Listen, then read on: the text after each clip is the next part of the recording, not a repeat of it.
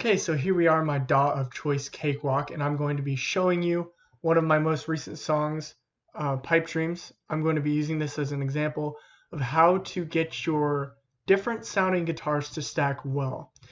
This is not going to be just a mixing tutorial, not just an arrangement tutorial. I'm just going to kind of give you a few tips and tricks, some things that I've done in the past, some things that I've figured out while working on this project. This is my original song. It will be out on June 24th, so you can go check that out under the name Intention, I-N space T-E-N-S-I-O-N on all streaming platforms. Okay, let's get that out of the way.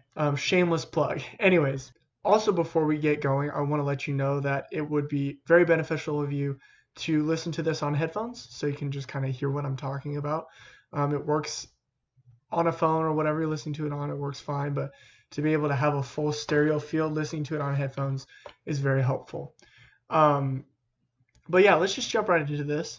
There are a few things you want to know when you're using a lot of guitars in one session. Now, I think it's worth noting that if you are planning on using more than like one guitar sound, you got to have a reason for it. You can't just be like throwing a bunch of willy-nilly guitar sounds into a session and expecting it to sound good, especially if the guitars are playing at the same time. I think it's important to note that most of the time you have a rhythm guitar and you have a lead guitar. Lead guitar plays more of the main melody, single note melodies. Rhythm guitars play the chordal melodies. And then you can also have another guitar, I feel like, depending upon how you structure it and how you arrange it, that has more arpeggiated kind of stuff where you're just playing the single notes of the chord, but you have space. And we'll kind of get into that as we listen to my song here, as we listen to how I do that in this song. But let's just start off with listening to this very beginning part of this song so you kind of hear what I'm talking about with the different guitar parts that I have going on here.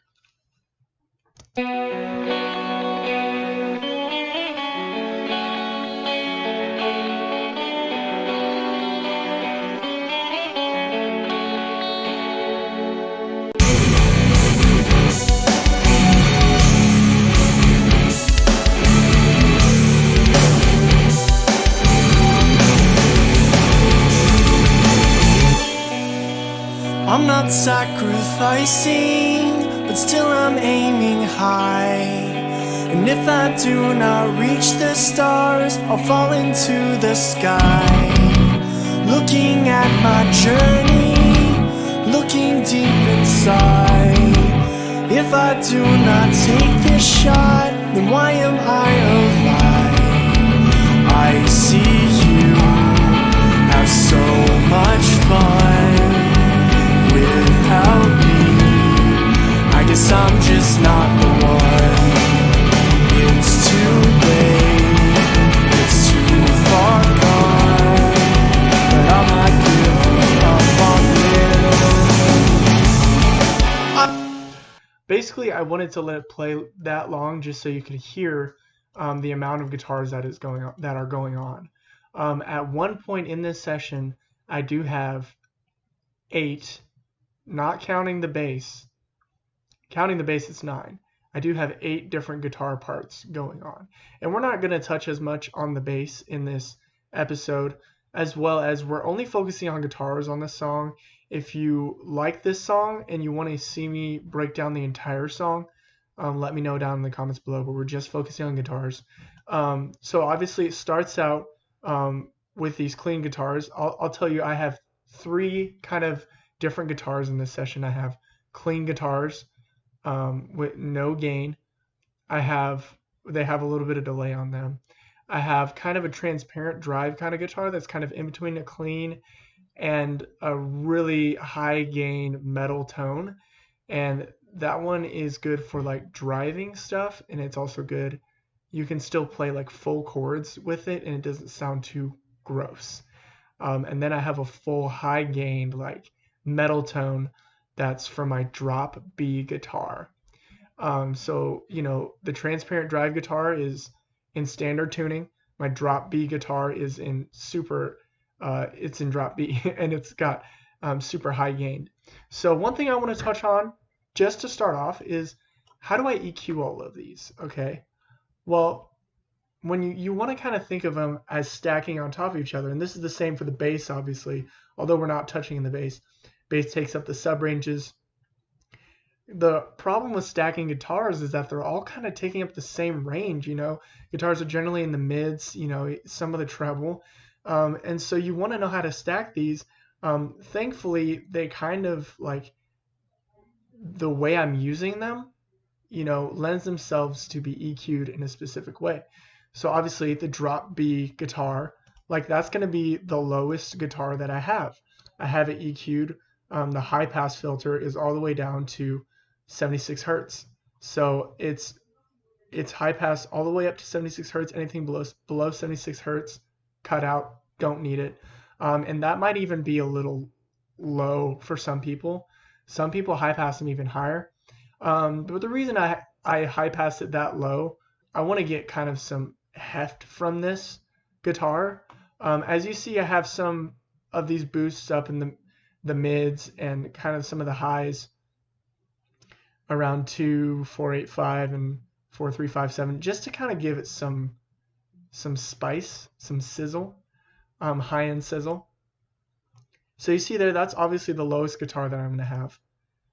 This transparent drive is high passed all the way up to 203, although this slope is not as crazy as the other guitar. This slope kind of slopes off a little easier. And I have a little bit of a boost up there in 4500 range. And to be honest, like I'm not like picking specific ranges. I'm sitting here and I'm listening to which one sounds better in which range, and I'm picking out my boost based on that. But boosting is basically normally done in the highs and the mids. That's what sounds the best to me, so that's what I do. And then obviously we got our clean guitars way up in the top. Now these ones I actually didn't EQ these all that much until recently, and then I looked at there and I was like, this needs an EQ. Like, because if you have like something that you need to kind of fit into the top range of your mix, there's really no reason in having any of this low stuff here. This might even be high passed a little low, but then again, I just listened to the mix and figured out what it was best used for. So this is at 145. I know it's a little lower than the transparent drive, but it is like a lot steeper of a drop off. The drop off? They're going to the drop off? What are you insane? Why don't we just fry them up now and serve them with chip? Hey? So you see, it's like you have the drop B guitar, the lower tuned guitar here. You have kind of a layer of that transparent drive on top using standard tuned, I think they're more like regular chords, not just power chords, but regular bar chords being played. And then you have kind of the space, like the arpeggiated kind of things happening on top with the clean guitars. And I'll show you actually. Let's just jump right into this so you actually know what I'm talking about and I'm not just kind of saying it. I showed you earlier in context, but here are the clean guitars right at the beginning by themselves.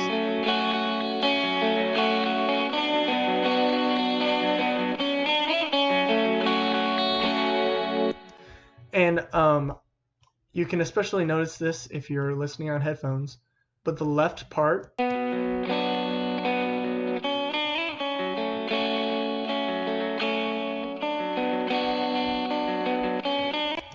is different from the right.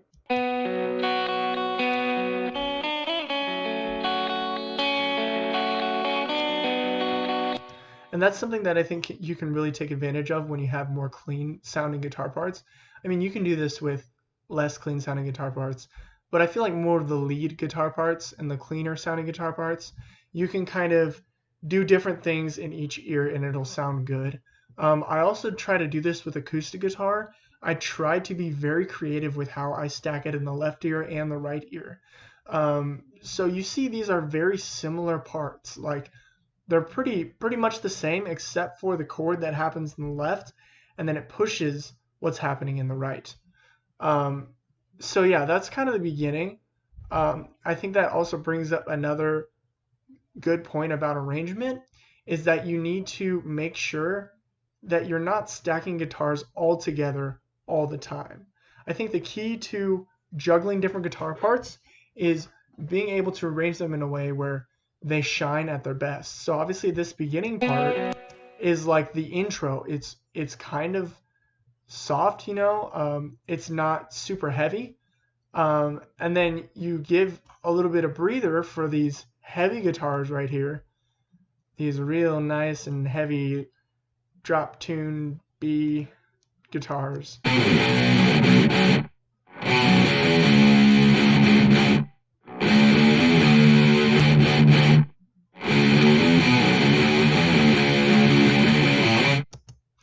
It sounds like we have some popping going on there, but I don't know what that's about. Anyways, so let's just jump into these ones real quick. A little bit of a tip that I found is when you're recording guitars that have like chordal parts in them, also record them if they're like high gain. Also feel free to record the like single note version of it. So this one goes down, down, dun, dun, dun, kind of hits on that drop tuning power chord. And then, so I double track those guitars, but then I track another double track where it's the guitars playing that, but it's single notes. So ding, dong, dong, dong, dong. I think maybe some people do DIs with that, but you can hear that's like a single note. And this right here is more of a chord. And then adding them together, it just makes it punch so much better. That's something that I just recently found out that I think is really cool. So another thing about the arrangement of these guitars is I originally had this clean guitar part going over this heavy part because the idea is to have it like add on top of it, but it ended up being too busy. And so you got to know when to cut things out. So I cut it out and I think it opened it up. I think it spaced it out, made it work a lot better. And so when you're arranging, you want to be able to make your guitar parts meld well. And I think one of the main ways to do that is to make sure that there's only maybe one guitar part that's really busy. And I think that if you have like two guitar parts, sometimes you can have two guitar parts getting away with it if they're like harmonizing each other. But most of the time you want to have one guitar part that's doing something busy. Maybe another guitar part that's driving it with kind of a chugging. And then if you want to have another guitar part, it's got to be spaced out. So let me kind of show you an example of that. We have our guitars over here. Yeah, so we have this. Hold on, let me see. Let me solo out all these.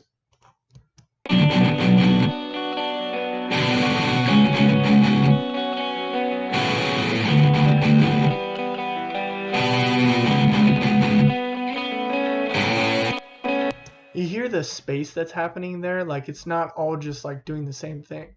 You have kind of a ding ding ding ding ding ding ding, and you have a dun dun dun dun dun dun dun. And then when we get into this part,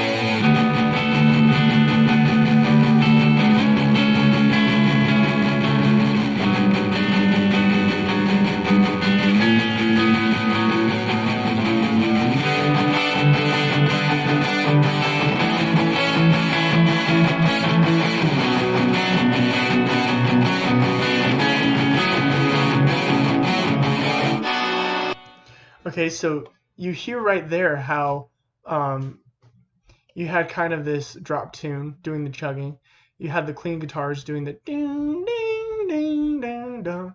And then when you moved into this, you have these transparent guitars doing kind of the driving factor. See?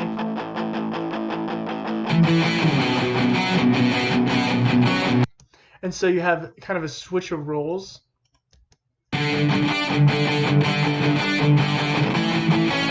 So if that transparent drive was trying to do something different, where it was trying to be really busy, it would get too messy, you know. And then you have these clean guitars on top.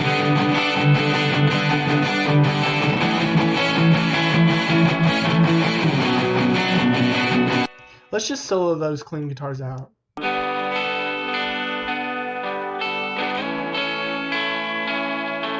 You see how they're not like like there's a place for that sometimes, but they're like they're leaving space for other things to happen.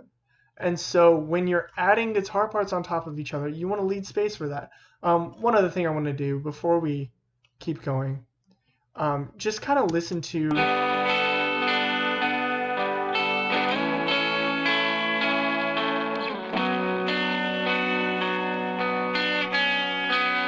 So you hear that's kind of a chimey sound up there.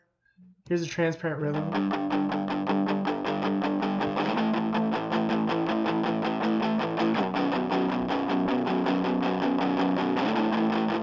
This is kind of more of a subtle guitar part, and then you have the. Hold on, let's move over to this. So you can hear the difference in low end between the heavy guitars and like the transparent guitars. One other thing I want to say, this is kind of an obvious thing, but try to choose slightly different tones for your guitars. Like if one guitar is playing a different part, maybe tweak the tone a little bit just to make it a little different so you can differentiate. Here I did it kind of with like the tones are different, like I used totally different tones that I crafted on my pedal board, but also I used EQ like you see, and then I also just used, you know, proper arrangement here. Let's keep going.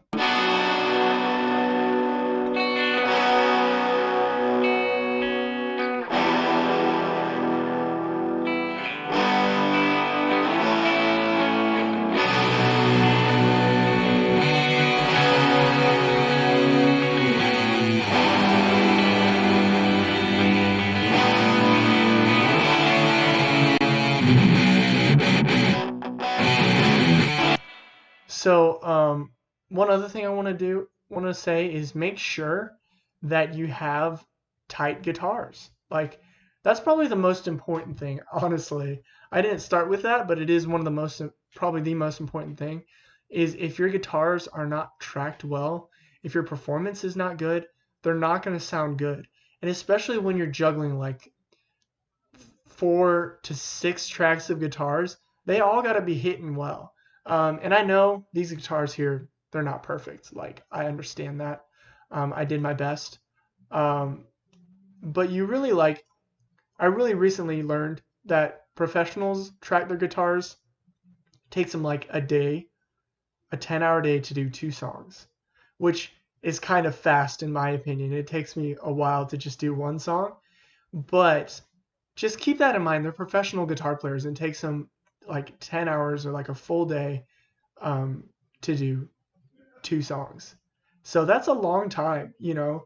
They're really dialing everything in. So don't feel bad if you have to dial things in, if you have to take care when you're recording. Just make sure to get that good recording. One thing that's really tripped me up, and this is probably going to trip you up too, because if you're a home recording musician, you'll realize this will trip you up, is latency.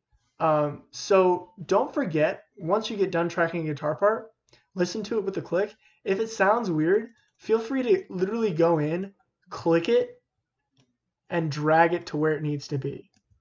Okay?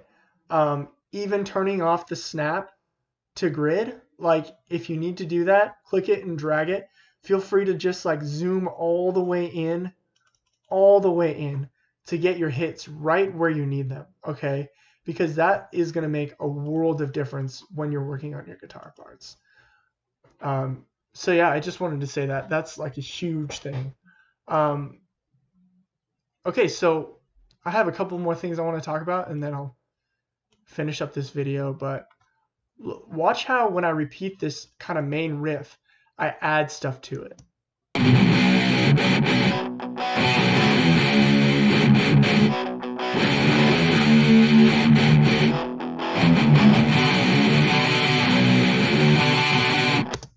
I think this is another example of how I'm using the left and right to engage. You have, well, first off, you have this transparent drive doing something in the right when there is space in between these riffed guitars. Listen. And so that's just kind of like pushing it forward. Like that's just a small, in the context of the entire mix, you can't really hear that guitar all that well, honestly.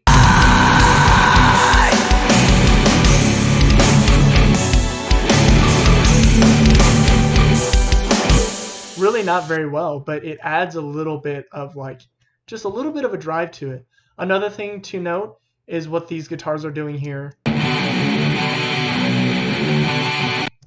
I have like kind of a dissonance. I don't know specifically what the chord is, but two different notes, playing in different ears. So feel free to do harmonies in different ears. That's something that people use a lot. Let's see what we got going on here.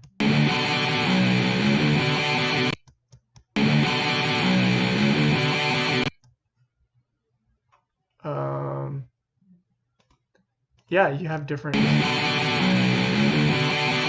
If you can hear that, like with headphones or whatever, you can hear that it's a harmony, but it's not just the same harmony happening in both ears. It's like two notes that are harmonizing across your ears. Okay, last but not least, I want to kind of showcase this super huge chorus. I mean, this is probably the hugest chorus I've ever done, and I'm really proud of it, and I want to just kind of give you my thoughts on how I did this. So, Destiny. I feel like I'm losing my mind.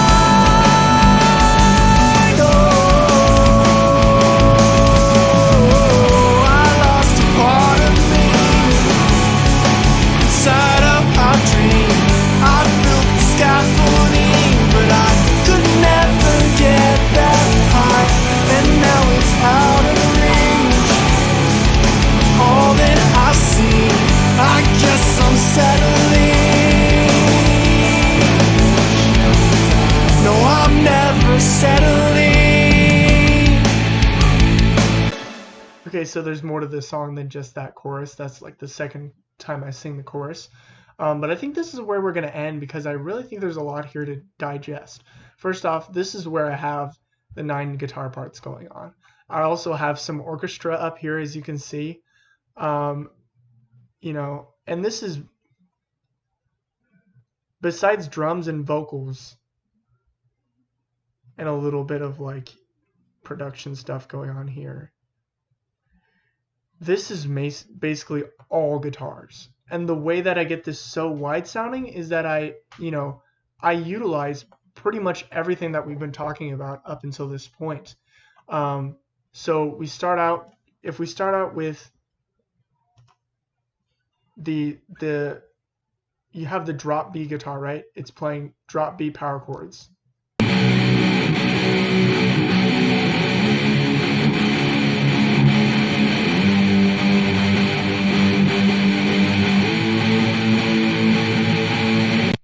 So that's kind of the beefy part of this guitar part. And then I want to switch over this transparent rhythm guitar that is playing like standard tuned regular bar chords.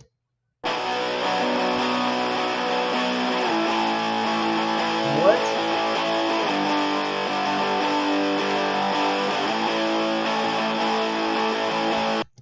And if you're listening on headphones, you can hear like the difference in EQ. That's quite a bit difference in tone. But you combine those two tones,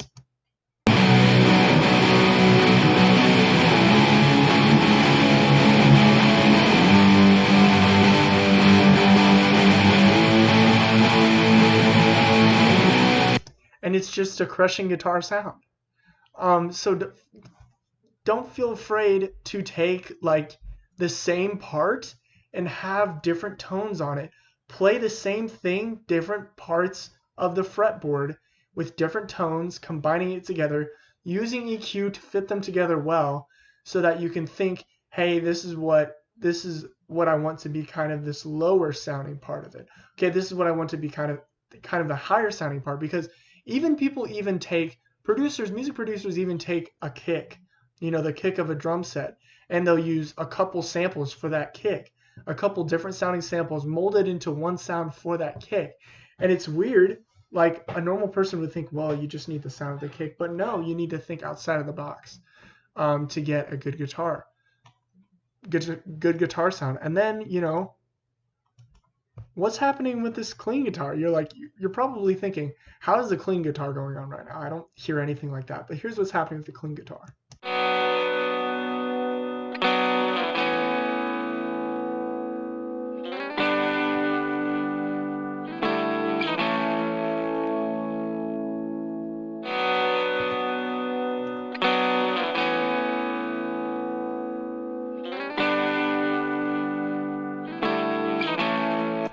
So you see we have another example of kind of some harmonies going on across the spectrum. You have one note in here and one note in here. But we also see my principle of giving space. You have a lot going on with these guitars just crushing, and they're doing the same thing, but then kind of a chimey little bling, bling, bling, kind of pushes it forward, gives it a little bit more of something interesting to listen to while being very subtle. And I think it's okay to make your guitar parts subtle. Subtlety really can add a lot to a session. Let's just listen to this in context once more. Oh, I lost a part of me inside of our dream. I built the scaffolding, but I could never get that high, and now it's out of range. All that I see, I guess I'm settling. See, you can kind of hear those clean guitars very subtly if you listen really hard. But what does it sound like without them? Oh, I lost a part of me inside of our dream. I built the scaffolding, but I could never get that high, and now it's out of range. You can hear very slightly that they add something to it. So, yeah, that's kind of the main thing I wanted to touch on there.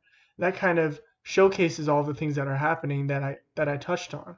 Number one, make sure that your guitars have a specific purpose and why you are putting them in your songs. If you're just kind of putting them in there just to be in there, then maybe cut some out, maybe make some space. And the way to do that is to use EQ in a specific manner. To pick the tones that you have in a specific manner, to understand why you're doing things rather than just like throwing stuff in a session. And simplicity really is better in most cases, where you are taking a guitar part, and if you have a main riff that you really vibe with, man, let that be the most, let that be the main thing. And if you make any other guitar parts surrounding that, make those guitar parts highlight that main riff. Because it's more important to get your main idea, your main motif out there than to make it overly complicated and to try to have too many parts going on. If you do have more than like 2 parts, make sure that the parts are spacious and they're giving your tracks room to breathe. And also, like I said, there are many parts in this track where I only have like one type of guitar part going on. And you should feel okay doing that, In fact, looking back here, the single note guitar parts, sometimes I just have those playing for the drop B guitars. Sometimes it's the full quad tracked guitars. And sometimes it's just these 2 guitars that I'm noticing, For the more crushing, like heavier stuff, it's full quad tracked, For this crushing, like, it's not the final chorus, but for this crushing chorus, the heaviest chorus we have, it's just quad tracked, And then lastly, also make sure that your guitar playing is very tight. don't feel bad about editing your guitars a little bit just to get them to stick together well. You know, we don't all have great equipment to have zero latency, and really zero latency is pretty much impossible because you're going to have some sort of latency. And so, you know, being able to just kind of go back into that DAW and literally line up a little bit is something I wish I would have like done earlier. I don't know why I didn't. It seems like such an obvious thing, but I think maybe when you first start making music, you just like want to make stuff and you don't really think about the obvious things. So that's kind of why I made this video. I know it's kind of a jumble of my idea and my thoughts on tracking guitars, getting guitars to stack well, but I just wanted to, you know, show you my thoughts on it and, you know, show you a session I really like. So thank you so much for watching. If you're new to my channel, feel free to subscribe. I have new stuff coming out soon. I would love for you to stick around. I'll catch you later. Peace out.